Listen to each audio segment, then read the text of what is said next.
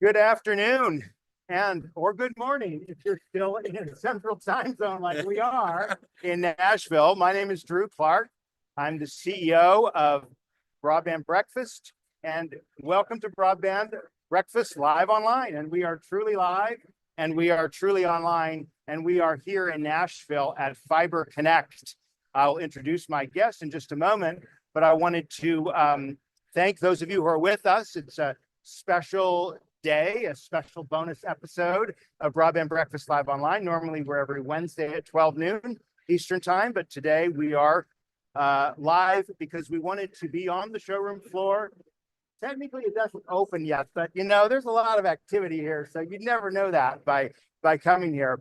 And we're going to talk a little bit about Fiber Connect, about the news that's happening here, and our special guest will give us a little description of what they're showing, what they're demonstrating here at Fiber Connect. And then last half of the show, we'll kind of go back and we'll sit down, and hopefully we won't be as chaotic a background, but you never know. Couple program notes. You can still ask your questions, but they will probably not get answered. So Quinn Neem, our marketing director, will be in the background and she'll respond. And we'll do our best after the show to respond, because we're kind of on a tight group here and back home. And secondly, this recording or this live online event, like all of our live online events, is available on Broadband Breakfast. We encourage you to go to Broadband Breakfast. We're able to do Broadband Breakfast, this weekly show every week for more than 5 years through the support of our sponsors, including both Wesco and Nokia. We're grateful for your support and appreciate your contributions to keeping this live online broadcast going. All right, let's go ahead and step back a little bit and introduce our two panelists. Chris Bailey, who's no stranger to these live events. No stranger at all. We've done a couple of them. We've done it like that. Yeah, Mountain Connect, and we did one with complete building your network engineering. That's right. Input, all that kind of stuff. That's right. Yeah. We've done both online and live remote. Right. But yeah. Let me just say a word or two more about Chris. I know he'll supplement as well, but for our audience, and make sure we're kind of teeing a little bit on Chris there. Chris Bailey is the director of sales for Wesco, and in that role, well, you could say more about this, Chris, but you basically know everyone, don't you? Well, I know quite a few people, but I'm always willing to meet new friends, right? Yeah, so, yeah. Especially in this industry, right? This industry is very tight-knit network. We all get along together. We all watch out for each other. So it's very critical about that as far as how we network with each other. And then obviously with Fiber Connect, right? It's a big industry show every year. It's exciting news coming out of it. I've been with Wesco for 7 years. I've been in the industry for almost 28 years. So in various roles across the, from manufacturing to distribution, supply chain. So, I always love these shows when you get out, meet old friends, meet new friends. And then obviously anytime I can see you, Drew, and get on a live event, I always love that. So, well, but for our audience who may not be super familiar, like Wesco, tell us just a little bit about your particular role in the industry, your niche, and what kind of sets Wesco apart. So my role with Wesco in our industry is it's broadband. So it's independent telephone cooperatives, WISP, ISPs, power cooperatives, building backbone fiber networks, right? We call them telecommunication networks, but it's really in the power space. It's building to connect your substations, building dark fiber networks for their internal use. And then, you do migrate into that where if they don't want to step across that line and go to their meter-based customers, we can get a public-private partnership going on so that we can introduce a WISP or an ISP to build that network. Okay. And then obviously from a Wesco perspective is we're a full line distributor. So we do power, we do wireless, we do broadband. So you match all that together, and at any point in time in that ecosystem of that network, you're going to touch one of those three. And it's a good happy medium, right? You're going to have power. You got your municipalities, your meter base, and your electric cooperatives that are running power. They're going to build those communication networks for their smart grid, smart infrastructure. And then in turn, you're going to do broadband on the outside. So Wesco is a true supply chain partnership. So they can bring all those aspects of that particular job, project, or day to day and be able to service the end user, the contractor. I heard power, electric and internet. Did you say water? And water is available too. Yes, Water. yeah, So, water. so that's probably like a different group. Right, yeah, But, totally different group, yes. but utilities, that's Yeah, kind of, utilities, yeah. they're all about utilities. And like, do you see yourselves more in the role of the equipment and helping kind of get the people the equipment they need, or is it the expertise, or both? So it's a combination of both, right? Obviously, you know, the expertise is the technology that people want to deploy, right? Do you want to, you know, like I said, stay internal with the broadband and dark fiber, take care of your internal needs, or do you want to do it as far as external and deploy FTTX, GPON, XGPON to your meter base or your residential or commercial customers? So we're a combination of both. So the technology expertise along with supply chain as far as managing these large projects. We've got a lot of things, you know. You got ACAM money, you got different projects and different funding that's going on out there that you got to stay in touch with. You got milestones you got to meet, you got to stay on budget, you got to make sure contractors are you know, putting their installment and doing it based on what the technology you want to deploy with your engineering firm. So Wesco, what we do is we go in and help manage that particular project. We make sure materials on site, we make sure the right material mix is on, and be able to deliver that. So the critical thing is keeping that local supply at a local level, and then serving from one of our regional or national DCs where we have inventory in the 90 to 120 day window. And then obviously with Wesco is, you know, being a $22 billion company, you have that financial ability to put forward buys onto those manufacturers for that particular project or numerous projects, and help manage that in the back office to make sure these projects don't get delays, have material available, and complete the project. Yeah. Where is Wesco based? Pittsburgh, Pennsylvania. Pittsburgh. Okay, awesome. Let's introduce our second panelist. Thank you so much. Happy to be here. Jeff Dean. Jeff is the Vice President of North America Channel Sales at Nokia, and he's responsible for growing enterprise, cloud, and service provider sales through indirect channels, value-added resellers, distribution, systems integrations, and industry partners. And he leads a team of regional partner sales directors to guide the creation of new programs, incentives, and routes to market. Okay, so basically, what does that mean? Means I get to work with great people like Chris and others in the industry to take Nokia's industry-leading portfolio of broadband, what we're focused on here, but IP and optical as well, and deliver it to customers in a way where there's services being added, there's logistical capabilities, and there's a whole suite of other things that are being added on top of just the equipment value proposition, which is where we focus as a company. You know, Nokia is obviously a global telecom equipment company. Give us the kind of the snapshot view for how Nokia fits in the telecommunications industry ecosystem.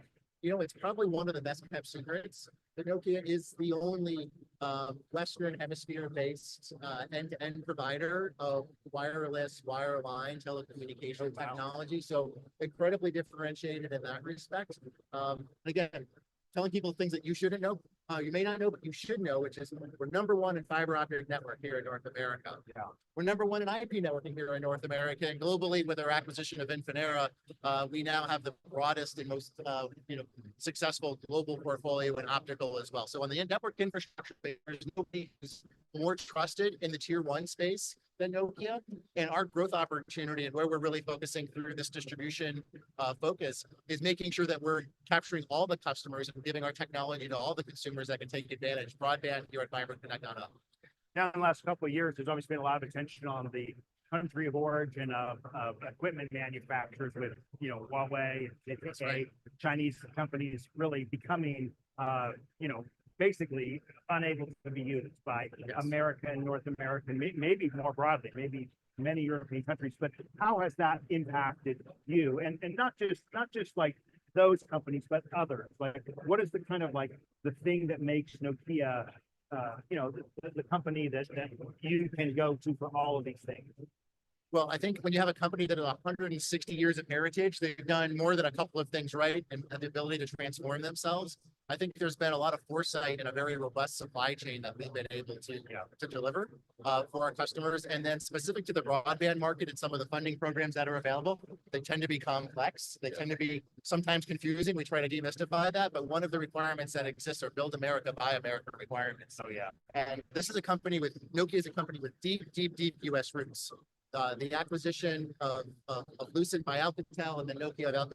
Lucent gives us that Bell Labs heritage, which, oh, by the way, just last month celebrated its 100th anniversary. Wow. That's Nokia.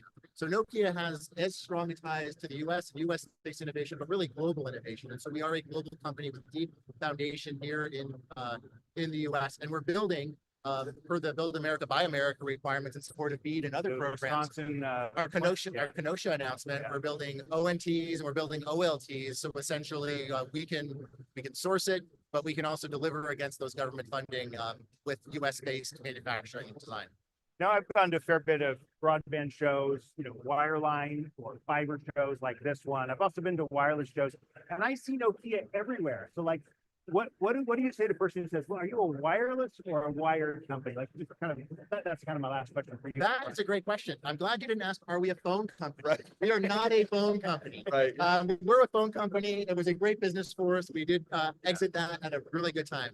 Yeah. We're both, right? We're end to end. There's times when different technologies are relevant for each, but we're at the forefront of 5G and someday 6G technology.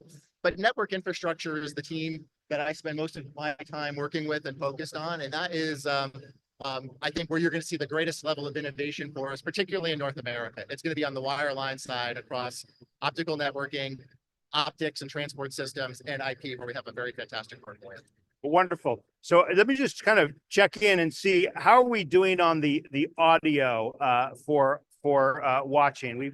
We're pleasantly surprised we have as many viewers live on our non-regular time. But I'm going to look kind of on Slack here, and if I could get a message from someone or on Zoom to let me know that we're hearing okay. I will keep talking as long as I don't hear anyone saying that you can't hear. So people are saying it's all good. So that's wonderful to hear. We are live. We got a thumbs up. So what I'd like to do is I'd like to give Chris an opportunity. We're going to, in just a moment, not yet, we're going to turn around. We're going to look at the booth here. And Chris, you'll be speaking to this camera. I'll be following close behind with my laptop in case the audio is coming from there. Yeah. Tell us a little bit about what you're displaying here and what's kind of new and unique for this show. And then following that, we'll follow Jeff over to the Nokia booth over there and do the same for him. And then following that, we'll kind of regroup back on the other end here where we'll sit down and continue our conversation about Fiber Connect in particular. So does that sound good? Sounds good. All right. So follow Chris. Well, thank you guys again for welcome to Fiber Connect. We're at the Wesco booth here inside Fiber Connect. And just want to walk you through our booth here real quick to show you what we're touting. So again, as Jeff had pointed out, right, you talk about wireline and wireless. So one of our big focuses is we're still fiber deep and very fiber eccentric, right? So we come over here a little bit to see where we're touting, right? We talked about different technologies earlier. So you got fiber in the backbone that is critical to be able to deploy down into the residential and commercial properties that you're going to be building fiber to the home to in the XG-PON or GPON. So this particular terminal here, what you've got is you got the new Corning line, which is the Evolve terminal. We're training that today here. As you can see, it's about the size of your iPhone or your Samsung Galaxy. But I'm an iPhone guy, so I don't know much about. It's a little big for an iPhone there. Yeah, a little big. But if you look at some of the older ones, MOBs and the MTBs, right? Those are ones that they were good sized bricks. They were very large, and now we've reduced that size because think about this: when you're building into these new networks, right? Really, space constraints can be very hard to get into. So by reducing the size, it enables you to get into those tight, quick spaces. And then obviously move down here. We do have some Nokia gear that we have. Nokia on the backside. We'll go around the backside. Nokia's on the. I do want to say one thing, and one thing to notice here is we have other lines that we're doing today. So we have our Maxell line, Rich. If you know about Maxell, right? Maxell is fabricated a duct that can go inside the roll orange HDPE pipe, right? So you can expand that. You can add up to 9 to 12 cables in that, depending on the different sizes you use with Maxell. One that's very near and dear to my heart is test and measurement, right? When you talk about test and measurement, you got to certify your network, right? It's critical when you're making connections to those high-speed internet data systems. You got to make sure that your OTDRs, your fusion splicers, all those are up to speed, certified, and you can be able to go that fuse and splice it. A lot of people don't fuse and splice anymore, but they do plug and play like we showed earlier on the Evolve terminal. But Chris, let me just Yeah. jump in for a second. You showed us, you got, for those who can't see everything, you got Maxell, you got Sumitomo. Sumitomo, Hexatronic, CommScope, and I think we have Nokia over there. Yeah. How many different companies do you sell products for? So roughly we sell over 150,000 vendors that we Yeah. can sell, right? So and a lot of that is, each vendor does their own specific product. Right. But we also look at if we get something from the engineering design team, we can be able to, in an outside plant or inside plant world, we can offer the primary one they're looking at and alternative suppliers, right? Yeah. So that way there's no delays when, there's some lead times get pushed out or anything like that. So we can offer some alternative suppliers that mix and match very, Mitch and Max very well with the system and the bill of materials that's going to come out. Okay. But, Hexatronics is one that is microfiber system. So we've seen a lot of that in the middle mile networks. Obviously CommScope is similar to where they've got their terminals. This one is in particular OFDC. So that's technology is right along OptiTap, which is similar to an HFC network. And then obviously the ever famous closure down there, right? That's very known in the market, which is the FOSS 450 closures. Okay. And then we'll jump on around here. We'll be coming back here afterwards, Yeah. but for now, while Chris is walking us through some So equipment. again, portraying again Maxell here. Obviously Jeff, near and dear to Jeff's heart is we have a complete Nokia line, right? You've got your modem that comes into your house, and then you've got your wireless routers that can be able to connect.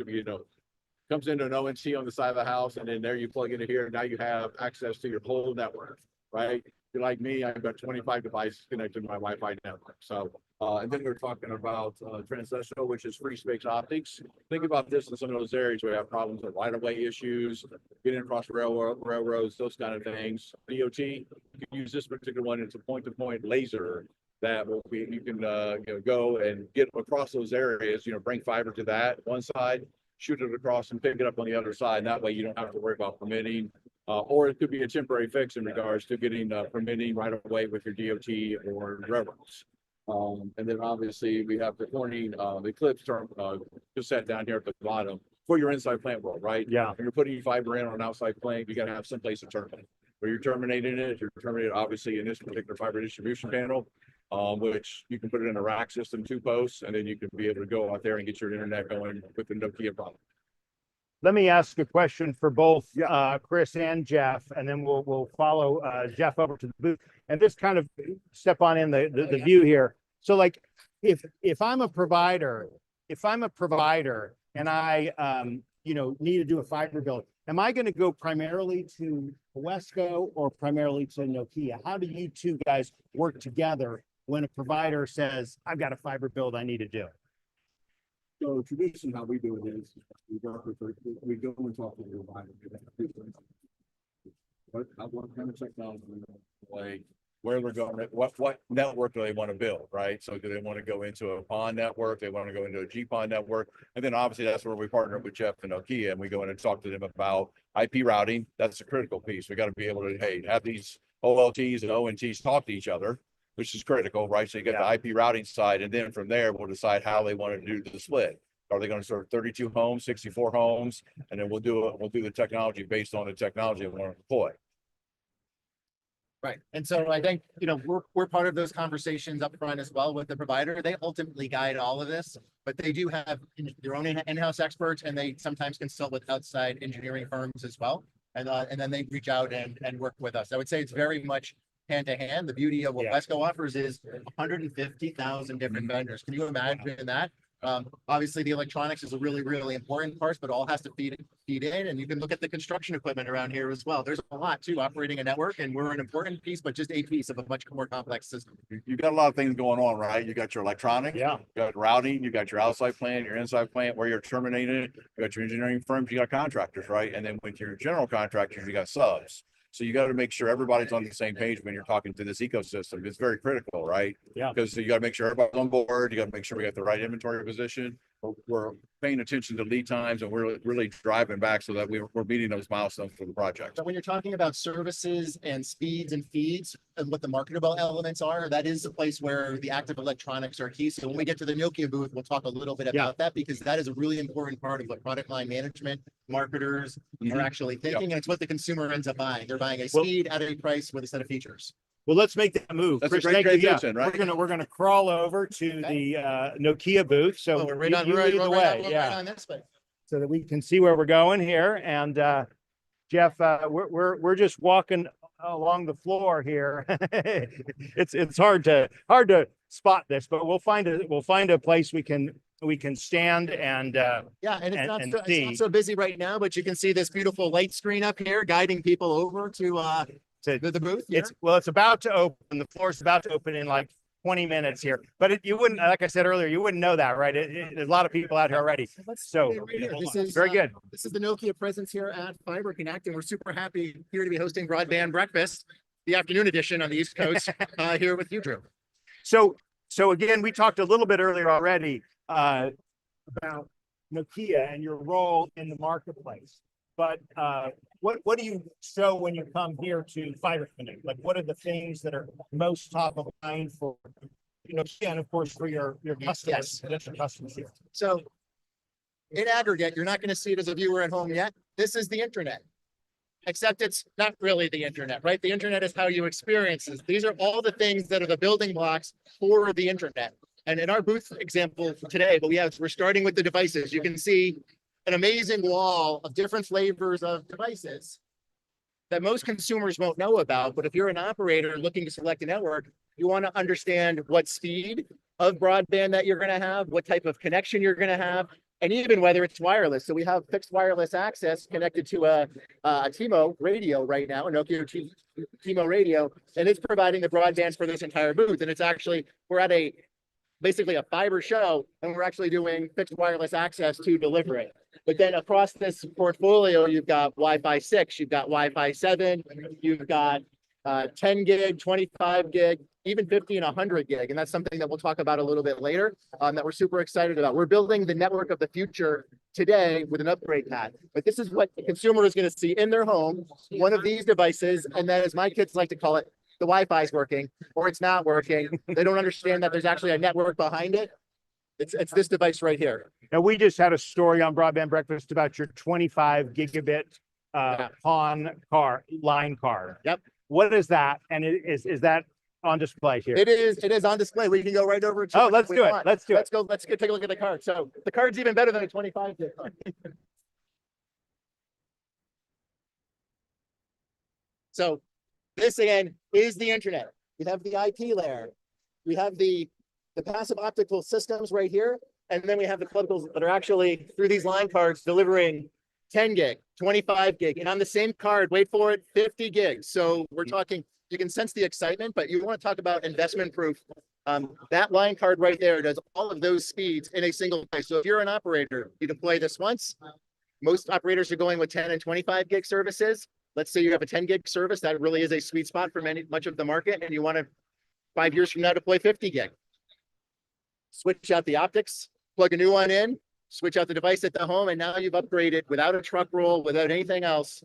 Not that forklift upgrade we're talking about, just a little bit of a plug, a little bit more than switching plugs, but it's not much more complicated than that. This is our systems and all of the different flavors. Now, when it says 25 gig and 50 gig, does that mean the consumer can get 25 gigabits per second, 50 gigabits per second? Symmetrical service at those line rate speeds for them. That's right. Yeah. And most people at home. And this is not like shared bandwidth, or is it shared bandwidth? This is 100% locked up for you. So each one of those is imagine dedicated. I'd be happy with 10 gig in my home right now.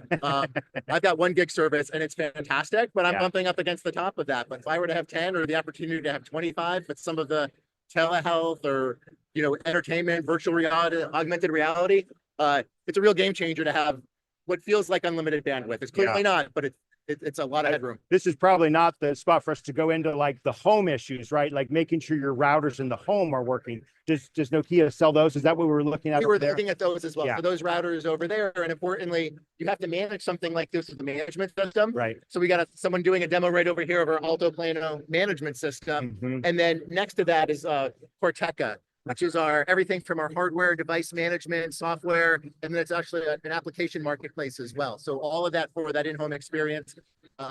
Usually parental controls is the number one feature that Right. people tend to be interested in. It's an important one. The internet is an amazing place. But it's everything unless you limit it to a safer set of Right. things. But there's a lot of fun applications you can put on those devices as well. Jeff, what else would you like to show us while we're over here in the Nokia booth? We're doing some speed tests right now over here on a line card. And we're running it through this particular 10, we've got the 10 gig, we've got the 25 gig. You can see the speed test here. And we're actually topping out at above 25 gigs on the right here. But it's not all just about Speeds and speeds. No, you actually have to be able to serve a home. So probably one of the least fun things to look at and one of the most practical is our MoCA and our G.fast connection. So Mhm. a lot of multi-dwelling units already have connectivity that exists today. So you bring fiber to that home, to that building, but you don't necessarily want to rewire, a 20, 50, 100 person apartment or a hotel complex like the Gaylord. What you can do is you can install some of these types of devices and take advantage of existing wiring that's in there. So G.fast for twisted pair copper, which is prevalent in lots of homes, and then the in-home cable, we're using a coax as well. So again, it's really all about delivering it. And one more quick snapshot, sure. because we want to show 25 gigs working at scale. We got some guest stars here in this meeting, but each one of those ONTs on the wall, essentially the modem that runs the band is a 25 gig modem. We're driving 25 gig across the single line card, and we're able to, so just imagine that as a service group of homes out there, and you ask the question, this is dedicated bandwidth, nobody else is sharing that with you. One of the real advantages of fiber over other broadband access technologies. Right. Well, wonderful. Thank you for walking us through. Let's head back over to the back of the Wesco booth and sit down.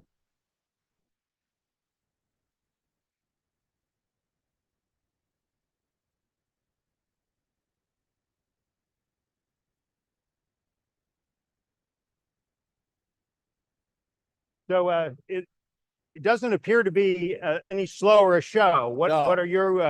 What are you finding in your preparations for this? In our preparation on that, and we're fortunate enough because of premier member of the FBA, right? Go ahead and sit each of you down here. All right. I'm going to sit in the center there if you don't Okay. mind. All right. And I think we've got this thing that we can set this down and see how we appear here. Oh, we have a little bit of a Freeze. buffering. Okay, There we go. we're back. We're back. So we just need to back this up a little bit. Tell me when we got a good view of you. Did it a little bit. We'll be Excellent. There we through go. and Get you right here in the middle. we've got a great Yes, breakfast in the middle. conversation. Okay. Awesome. Listen, this has been fun.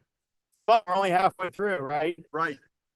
Thank you so much for help out here. Now, I'm seated here in the back of the Wesco booth. We've had a chance to hear a little bit from Jeff of Nokia and Chris of Wesco.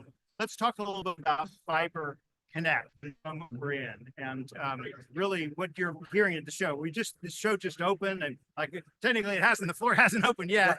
Although during the course of this webcast, it will open. But Right. It will what, not what, have a what are you let's start with you, Chris. What are you hearing at this event versus other shows you've been to? I think this is where people are coming in, and what I'm hearing from the overall consensus from the people is they're excited about the new technology that are being deployed.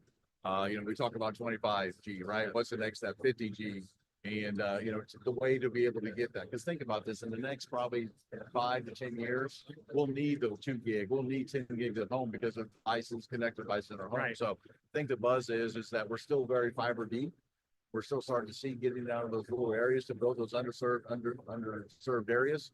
So people are really interested in the technology deployments, how we're going to do that to be able to get out there and get to those people to bring economic development back to the rural area. Yeah. So rural is Rural, a key rural. focus.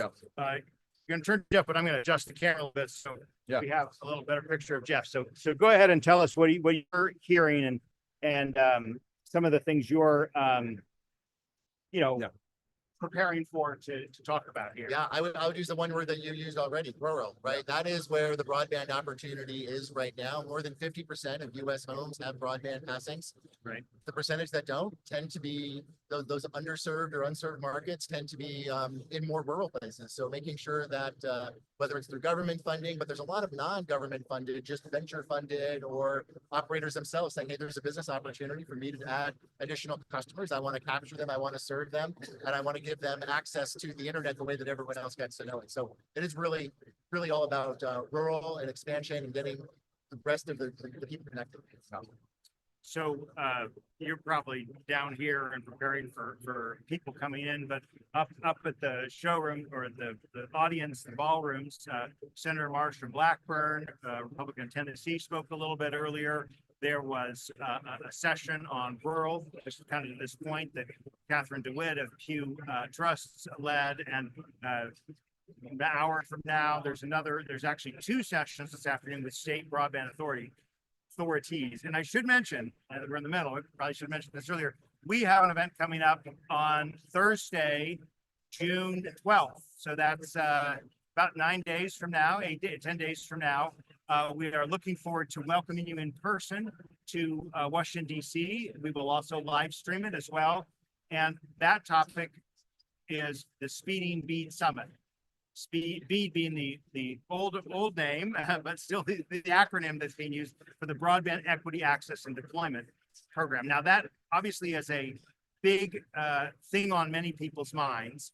But what neither of you have mentioned that word yet, and I'm going to mention it now, which is to say, let's just say the worst case scenario for a moment, Jeff. Let's just say that billions and billions of this 42.5 is somehow, apparently not according to law, but let's just say somehow it's redirected to other technologies like satellite technologies. And no one's saying there aren't good, reasonable cases for satellite, but let's just say a huge amount were redirected to satellite.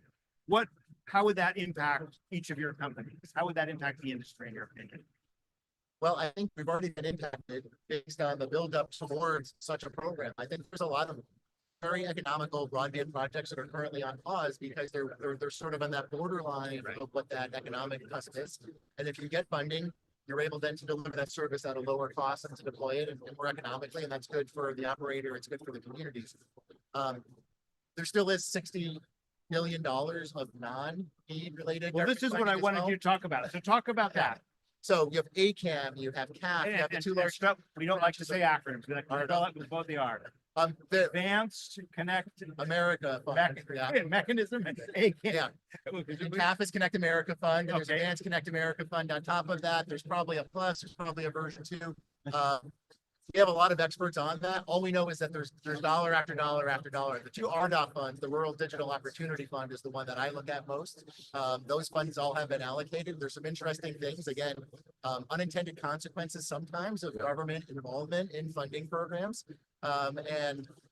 We want all of those dollars to actually be spent and those networks to be built and deployed. And it seems like there's a little bit of a stalling of that as well. But those are two, one's a little bit under, one's a little bit over $10 billion. Those are huge tranches of money that are out there. But the industry as a whole spends about $90 billion of its own money every single year into it. So if you were to, over a 10-year, 5-year, 10-year period, amortize that extra 100, it's a big chunk, but it's only a small piece of the investment that has to happen in networking. And I think, some of the conversations we've had over lunch and a great dinner last night is some people aren't going to wait right now. And the cost of money isn't getting cheaper right now. It's a little bit more expensive, but there is a need and there's a demand. And people need broadband. People need gig cost services. Well, there's really 2 points I heard from that statement, Jeff. One is that there's, even in the worst case scenario, there's still other funding mechanisms through federal and state sources. And secondly is the private investment, and private investment has been quite robust for the last 3-4 years in the fiber space. I'm gonna ask the same question of you, Chris. What about, like, how would Wesco be impacted by a substantial redirection of funds? We would not be impacted very in a small amount, right? Yeah. Because, you know, at the end of the day is when we look at you building these networks, there's going to be a play for wireless. Yeah. At the far end devices, right? You're going to build fiber, you're going to, then you have to go in and you have to talk to those end users about CapEx and OpEx, right? What's beneficial to you? Is it beneficial for you to build down a road, a rural road? And, you know, spend $50,000 to do that, or could you in the intern, right, get a point-to-point, multi-point wireless network up there to be able to provide service to that end customer Yeah. down there? Because you may have 5 to 7 people on that line, but you know, somebody needs it down there because they're trying to run a business in a rural area. So you want to be able to get that up quick, and then as people continue to grow that and get connected to that network, now you can come back and fiber and get revenue stream from it. So, you know, again, very fiber focused, but on those far end rural areas, we have to think about that and really look at wireless play. We'll talk a little bit more about that, Chris. And it's something we've chatted about before as well, is that, you know, and I know my question was about satellite, Right, right? yeah, But, right. but I'm gonna now ask about fixed, wireless, and fiber, how those things work together. I'll ask the same question of you, too, but like, how do you at Wesco see those playing together? And particularly for, you know, the BEAD program, how can they and should they play together? Well, they can play together, right? I mean, we've seen it over the years how they play together. But I think, and it can be part of the B program, it is part of other federal programs, right? Or state programs. So again, you have a network, you have your fiber network, you're doing fiber to the home, you're offering extra PON to these homes. And there are some agriculture areas, some of those, I mean, let's look at it today, where we're in year 2025. Yeah. The tractors are smarter than they were when we were all doing it many years ago. Right. So, but you have to have that play, right? You have to, I mean, you're not, agriculture areas don't want things in the ground, things in the air. Yeah. Because these things, they have potential to get destroyed, right? With a plow, a combine, going to the elevator, those kind of things. So at the end of the day is you have to have that wireless play. So you have the fixed wireless access points on those tractors, on those combines, and even in the production when you're doing, if you're working farm, the cow production, those kind of things that you can be able to produce that and do that. So very good play for a fiber and a wireless play in that, and in the aspect of it builds those networks to an area. And in the rural areas where you can't reach out that far Right. because of terrain, because of different things, you will have to have fixed wireless access. Right. Going to add anything to the wireless / fiber? No, I think there's a place for both. We've been operating under a fiber first mentality. I don't think we're deviating from that. The question is, where is that line that you draw for wireless technologies or satellite?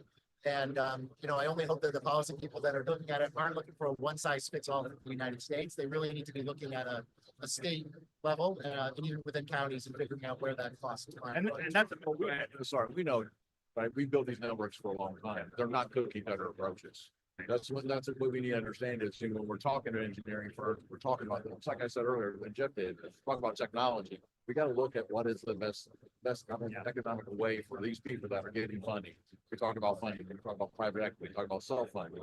You know, how the people is there, you know, with the, you know, funding that's currently in hold, we'll say that is, people are building contingency plans on, if I get this funding or if I don't, right. I'm gonna go a different direction, right? Because they understand those rural areas need to be served. Well, I'm gonna actually reach in and grab this here. We have spoken for about 40 minutes, and our audience is still here. Obviously, cameras out there, but I'm here, and you know, let's just open it up and see if we have any questions here. We do have a couple of chat comments here. Thank you for your comments on our audio quality. I know I said we weren't going to do this, but since we have a few more minutes, I'm gonna let you guys ask some questions of our two panelists. But while we're waiting for them to come in, I want to ask another question of you, Jeff. What's the thing you're looking for most here at this conference? Like, what would be your goal or the thing you're most keen on coming out of here having done? I think there still are some of those operators. This is not a WISP show, right? A wireless ISP show, but there are a lot of people who have started in the broadband space. And there are a lot of WISP attendees if you look at the attendee list. I'd like to get them to take another look at broadband and how it fits into their plan and make the decision for their own business case. But I think it's compelling in a lot of cases.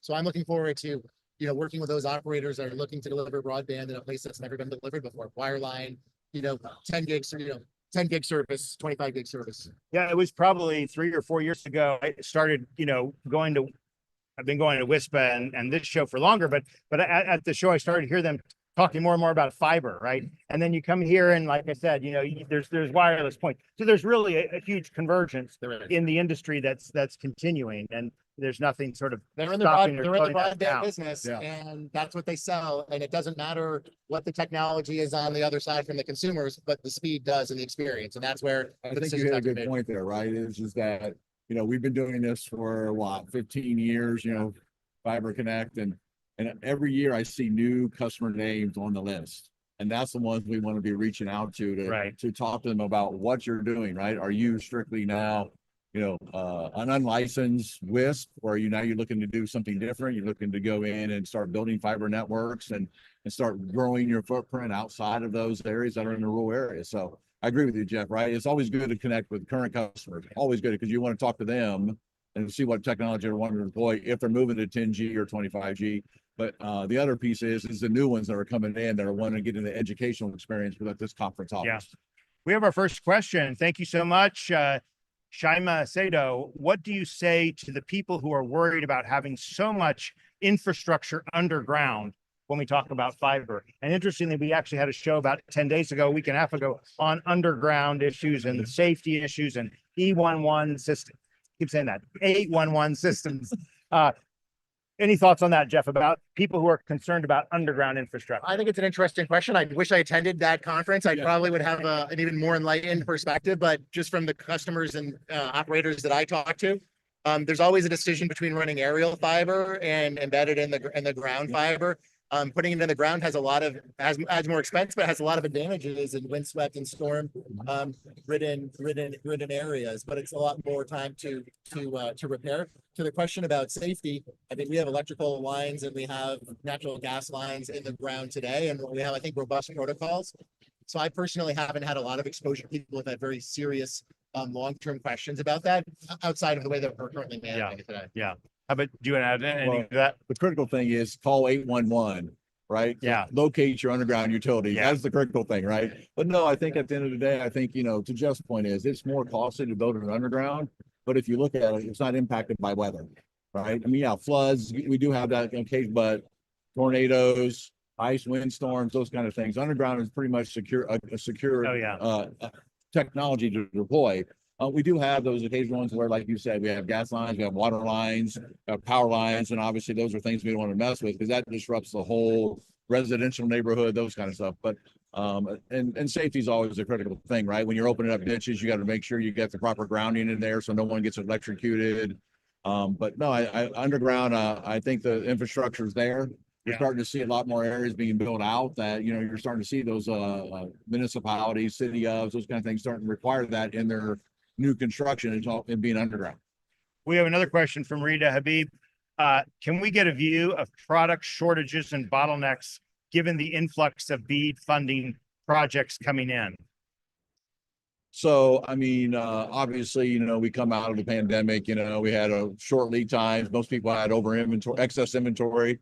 I'm sure Wesco and Nokia we're not alone in that market, but actually right now, the market is kind of, at a, and I don't want to say at a standstill, but the market right now is at a good lead time, right? Yeah. For the last 18 months, it's been a buyer's market because there's been so much excess inventory out there. But now we're starting to see it start level set again prior to the pandemic, and it's you're getting good product, meaning available product for your projects. Things are turning very well. We're all getting back to our normal inventory turns before the pandemic. I'm sure most of Wesco's vendors have fairly robust supply chain management. We at Nokia certainly do. So we try to stay ahead of that. We look at the demand forecast and we put our own estimates on top of that. I think there was a specific BABA flavor to the question as well. Yeah.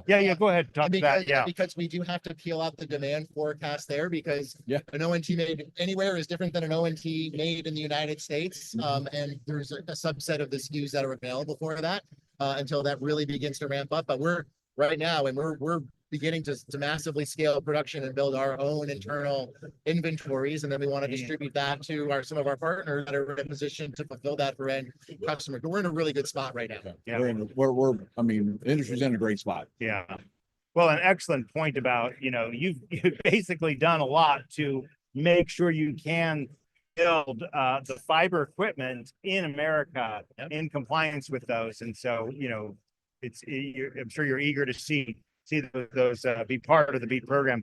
Dan Smith of Hawaii comments on underground for hurricane resistance. Just one of the sessions I popped into, it was like the deeply rural areas and how do you ensure connectivity for rural areas and some combination of fiber,